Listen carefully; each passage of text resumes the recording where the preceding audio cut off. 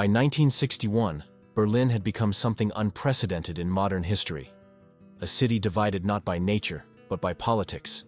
Not by a river or mountain range, but by administrative lines drawn on maps and checkpoints manned by soldiers.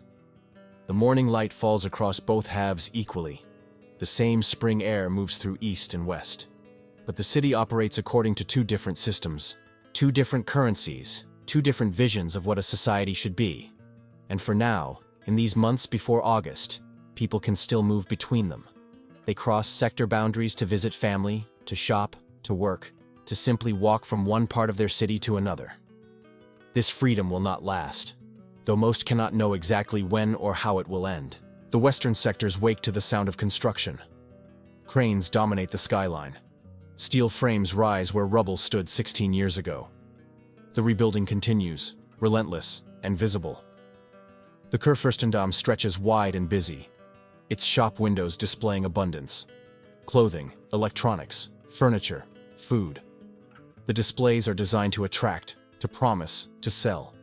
Cafes open early, their tables filling with patrons who order coffee and read newspapers that report freely on politics, culture, and international affairs. The aroma of fresh bread drifts from bakeries operating since before dawn. This is capitalism in motion. Visible, tangible, deliberately so. The U-Bahn runs beneath the streets. The S-Bahn crosses above them on elevated tracks. Both systems still connect East and West Berlin without interruption. A worker boards a train in the Soviet sector and steps off in the French sector 20 minutes later. He presents identification at the checkpoint. The guards examine it. He continues. Thousands make this journey daily. It has become routine, normal, expected. The trains rattle through tunnels and across bridges, carrying people who have learned to navigate a divided city as if division were simply another fact of urban life, like traffic or weather. In East Berlin, the morning follows different rhythms. The apartment blocks along Karl Marx Alley stand massive and ornamental, their facades decorated according to socialist architectural principles. Size matters here. Scale matters. The buildings make statements about power and permanence. Workers leave these apartments and head to factories, offices, state enterprises where employment is guaranteed and wages are standardized. The shops open with limited inventory. Bread, potatoes, vegetables when available. The queues form early. Information spreads through informal networks. Which shop received a shipment? What might be available tomorrow? When to arrive to secure a place in line? The contrast between sectors reveals itself in small details that accumulate into larger truths. A woman in West Berlin examines 3 different brands of coffee before choosing. A woman in East Berlin takes what the shop has, if it has anything. A man in West Berlin drives a new Volkswagen to work. A man in East Berlin rides the tram because private cars remain rare and expensive. Children in West Berlin watch American cartoons on television. Children in East Berlin watch programs produced in state studios or broadcast from Moscow. The differences are not subtle. They are designed to be noticed. The factories operate across the entire city. In the West, production follows market demand. Companies compete. Innovation is rewarded. Efficiency determines survival. In the East, factories fulfill quotas established by central planners. The state owns the means of production. The workers are guaranteed employment but limited in advancement and reward. A machinist in West Berlin might earn enough to buy a television within months. A machinist in East Berlin might wait years. The comparison is constant, unavoidable, and increasingly problematic for authorities in the Soviet sector, who watch their population drain westward month after month. Alexanderplatz sits in the heart of East Berlin, and it functions as both transit hub and ideological showcase. The square is vast, designed for parades and demonstrations. The buildings around it are being reconstructed according to modern socialist principles. Clean lines, functional spaces, no ornament without purpose. The Centrum department store offers what the planned economy provides. The selection is limited compared to Katowice in West Berlin, where 8 floors display goods from around the world. East Berliners know this. Many have visited, some have stayed.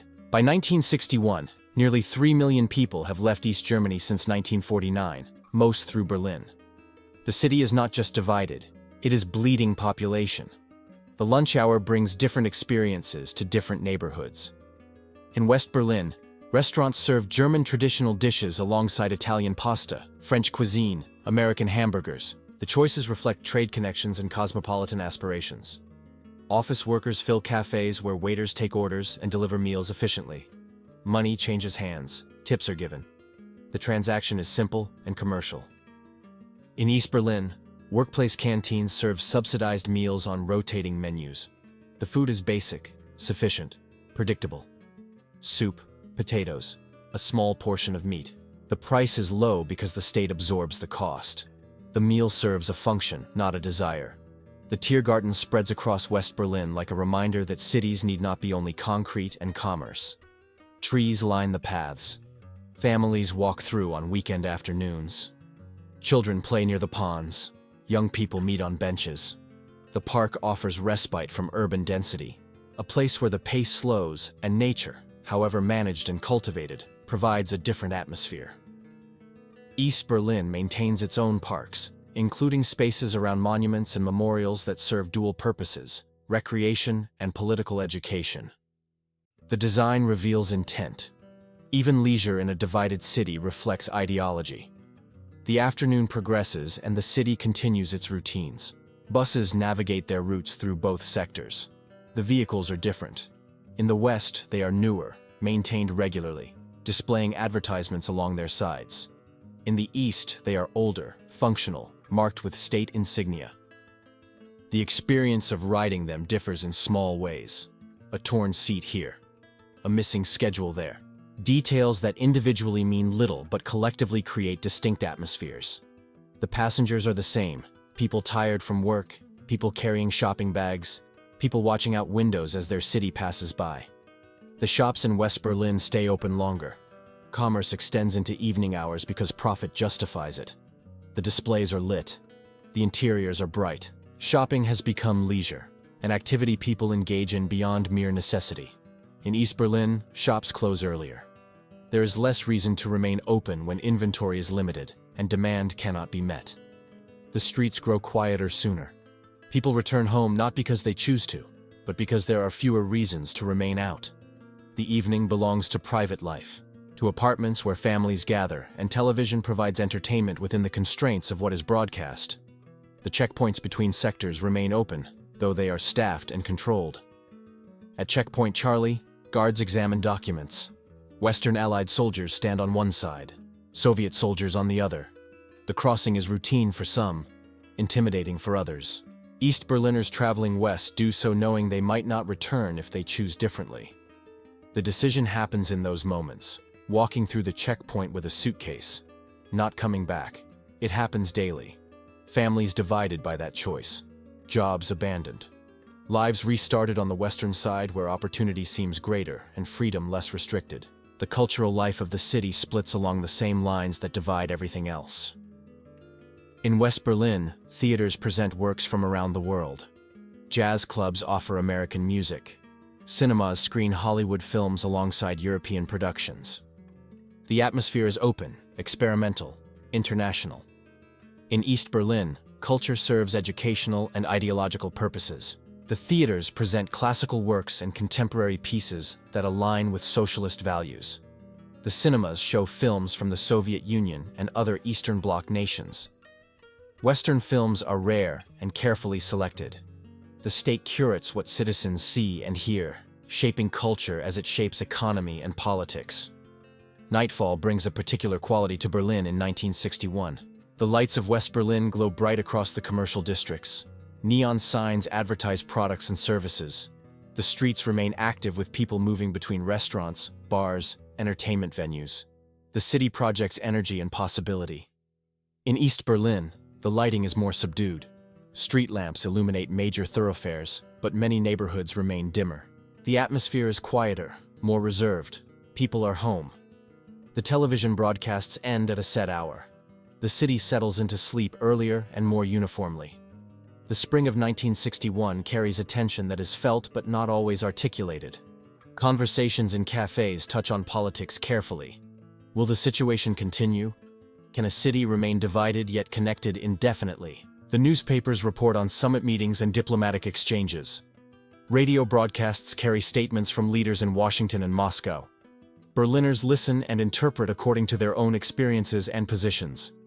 Some are optimistic, others are preparing, quietly, privately, in ways that will only become clear when the moment arrives. This is Berlin in the months before August, a city operating in circumstances that cannot last but have not yet ended. The freedom to cross between sectors, taken for granted by many, represents something fragile and temporary. The daily routines, the work and shopping and movement through streets, all of it exists in a moment that is already passing. The modern world does not always announce its transformations in advance. Sometimes it simply arrives one morning, unexpected and irreversible. Berlin will learn this soon. If you enjoyed this journey through Berlin before the wall, please subscribe to the channel for more AI reconstructed walks through history.